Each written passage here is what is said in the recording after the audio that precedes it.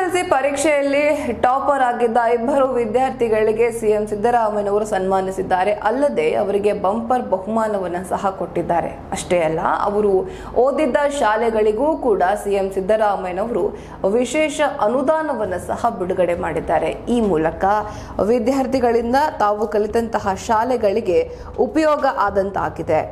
ಈ ವರ್ಷದ ಎಸ್ಎಸ್ಎಲ್ಸಿ ಪರೀಕ್ಷೆಯಲ್ಲಿ ಹಾಗೂ ಬಾಗಲಕೋಟೆಯ ಮುರಾರ್ಜಿ ವಸತಿ ಶಾಲೆಯ ವಿದ್ಯಾರ್ಥಿನಿ ಅಂಕಿತಾ ರಾಜ್ಯಕ್ಕೆ ಫಸ್ಟ್ ಬಂದಿದ್ದಾರೆ. ಇನ್ನು ಮಂಡ್ಯ ತಾಲೂಕಿನ ತುಂಬಿಗೆರೆ ಮುರಾರ್ಜಿ ಶಾಲೆಯ ವಿದ್ಯಾರ್ಥಿ ನವನೀತ್ ಕೆಸಿ ರಾಜ್ಯಕ್ಕೆ ದ್ವಿತೀಯ ಸ್ಥಾನವನ್ನ ಪಡೆದುಕೊಂಡಿದ್ದಾರೆ. ಈ ಮೂಲಕ ಇಡೀ ನಾಡಿಗೆ ಕೀರ್ತಿಯನ್ನ ತಂದಿದ್ದಾರೆ.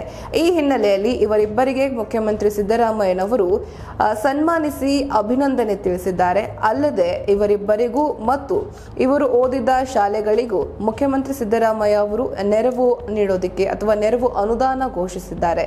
ಎಸ್ಎಸ್ಎಲ್ಸಿ ಪರೀಕ್ಷೆಯಲ್ಲಿ ರಾಜ್ಯಕ್ಕೆ ಪ್ರಥಮ ಸ್ಥಾನ ಪಡೆದಿದ್ದ ಅಂಕಿತಾ ಅವರು ಬಾಗಲಕೋಟೆ ಜಿಲ್ಲೆಯ ಮುಧೋಳ ತಾಲೂಕಿನ ಮೆಳ್ಳಿಗೆರೆ ಮುರಾರ್ಜಿ ವಸತಿ ಶಾಲೆಯ ವಿದ್ಯಾರ್ಥಿನಿ.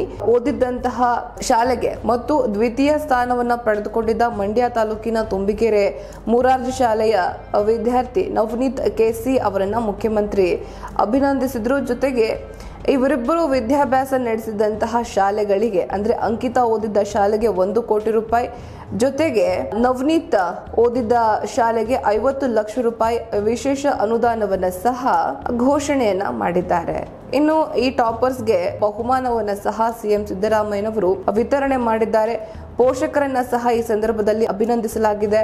ಮುಂದಿನ ವಿದ್ಯಾಭ್ಯಾಸಕ್ಕೆ ಅನುಕೂಲವಾಗಲಿ ಅಂತ ಅಂಕಿತಾಗೆ 5 ಲಕ್ಷ ರೂಪಾಯಿ ಹಾಗೂ ನವನೀತ್ಗೆ 3 ಲಕ್ಷ ರೂಪಾಯಿ ಸಹ ನೆರವನ್ನ ಸಿಎಂ ಅವರು ನೀಡಿದ್ರು. ಅಲ್ಲದೆ ಅಂಕಿತಾ ಓದಿದ ಶಾಲೆಗೆ 1 ಕೋಟಿ ರೂಪಾಯಿ ಮತ್ತು ನವನೀತ್ ಓದಿದ ಶಾಲೆಗೆ 50 ಲಕ್ಷ ರೂಪಾಯಿ ಸಹ ಬಹುಮಾನ ನೀಡಲಾಗಿದೆ. ಈ ಮೂಲಕ ಸಾಮಾಜಿಕ ಜಾಲತಾಣದಲ್ಲೂ ಕೂಡ ಸಿಎಂ ಸಿದ್ದರಾಮಯ್ಯನವರು ಸಾಕಷ್ಟು ವೈರಲ್ ಆಗ್ತಾ ಇದ್ದಾರೆ. ಜೆಡಿಎಸ್ನ ಶಾಸಕ ಎಚ್.ಡಿ. ರೇವಣ್ಣ ಅವರು ಪರಪ್ಪನ ಅಗ್ರಹಾರ ಜೈಲಿನಲ್ಲಿ 6 ದಿನಗಳ ಕಾಲ ಕಳೆದ ನಂತರ ಬಿಡುಗಡೆಯಾಗಿದ್ರು. ಇನ್ನು ಈ ರೀತಿ ಬಿಡುಗಡೆಯಾಗಿ ಆಚೆ ಬರ್ತಾ ಇದ್ದ ಹಾಗೆ ಟೆಂಪಲ್ ರನ್ ಶುರು ಮಾಡಿದ್ದಾರೆ. ಚಾಮುಂಡೇಶ್ವರಿಯ ಮೊರೆ ಹೋಗಿದ್ದಾರೆ. ಆಂಜನೇಯನ ಪಾದ ಹಿಡ್ಕೊಂಡಿದ್ದಾರೆ ಎಚ್.ಡಿ.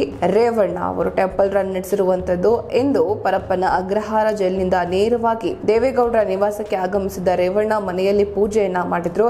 ಬಳಿಕ ಬಸವನಗುಡಿಯಲ್ಲಿರುವ ಆಂಜನೇಯ ಸ್ವಾಮಿಯ ದೇವಸ್ಥಾನಕ್ಕೆ ಭೇಟಿ ನೀಡಿ ಪೂಜೆಯನ್ನ ಸಲ್ಲಿಸಿದ್ರು. ತದನಂತರ ಬನಶಂಕರಿಯ ತಮ್ಮ ನಿವಾಸಕ್ಕೆ ಆಗಮಿಸಿ ಇಲ್ಲಿಗೂ ಸಹ ದೇವರ ಪ್ರಾರ್ಥನೆಗೆ ಮುಂದಾದ್ರು.